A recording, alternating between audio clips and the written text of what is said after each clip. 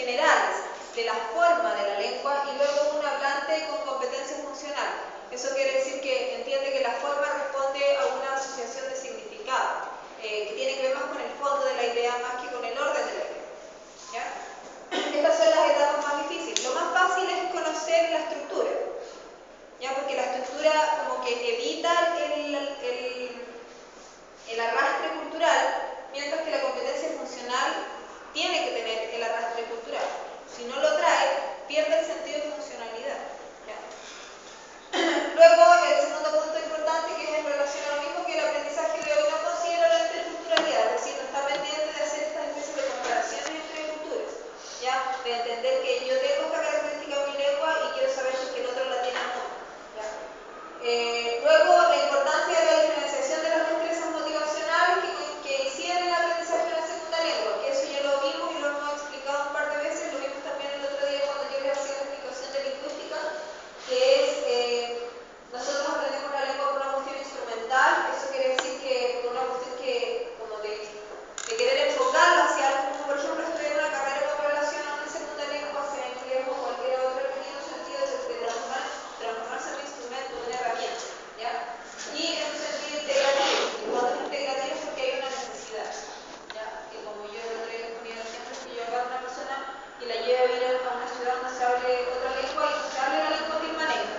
Y por una cuestión de integración necesito aprender, ¿ya? Y eventualmente se transforma igual en una herramienta, ¿ya? Después está acá abajo, dice, la cultura se fusiona en elementos comunicativos, cognitivos, afectivos y de personalidad que se transforman en factores en relación a lengua y cultura, ¿ya? Comunicativos porque obviamente estamos poniendo en uso la lengua, que es el código. Cognitivos porque tienen que ver con el conocimiento y cómo yo soy capaz de observar un fenómeno.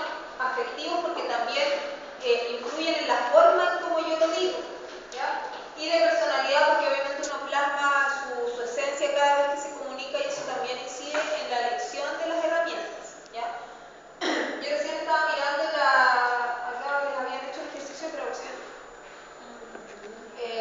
y son como frases muy hechas, que en realidad, ¿se acuerdan que lo comentábamos ayer? En realidad en el lenguaje coloquial uno no habla con frases hechas, porque pone de manifiesto como su personalidad y influyen factores afectivos que tienen que ver con el conocimiento cultural de una persona, como con su conjunto de valores, de tradiciones, ¿cierto? De creencias, y esos valores, creencias se manifiestan cuando yo me comunico. Si yo aprendo a hablar con estructuras dadas, pierdo estos elementos afectivos, de personalidad, comunicativos y termino hablando en relación a frases creadas, ¿ya? Se pierde como esa instantaneidad.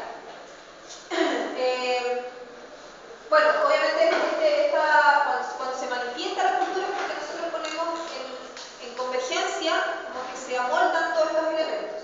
Y obviamente esto también implica una predisposición o condicionalidad a culturas diferentes.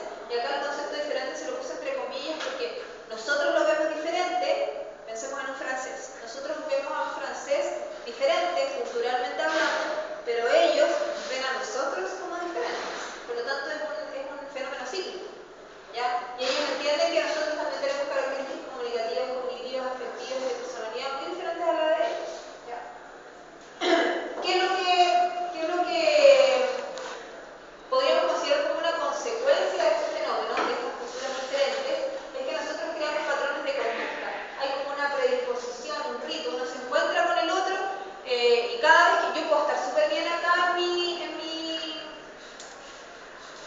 digamos en la sala, en el conocimiento del inglés, pero a mí me enfrentan con una persona que habla inglés y la situación es diferente, ¿ya? Yo me puedo manejar muy bien con la profe que habla inglés porque yo sé que igual si no lo entiendo le voy a preguntar en español y voy a saber salir de la situación. Pero si yo me enfrento a una persona que habla solamente inglés, al final como que creo un patrón de conducta en relación como a esta timidez, ¿cierto? Y en general es una característica muy del chileno, muy de nuestra característica cultural, que tenemos miedo a enfrentarnos al inglés, sobre todo al inglés oral, ¿ya? Y obviamente estos patrones de conducta, estos ritos son inconscientes, que yo no me doy cuenta, pero sí sé qué pasa. Ahora, ¿y qué es lo que nosotros creamos? A partir de este fenómeno, creación de estereotipos y se provoca un choque.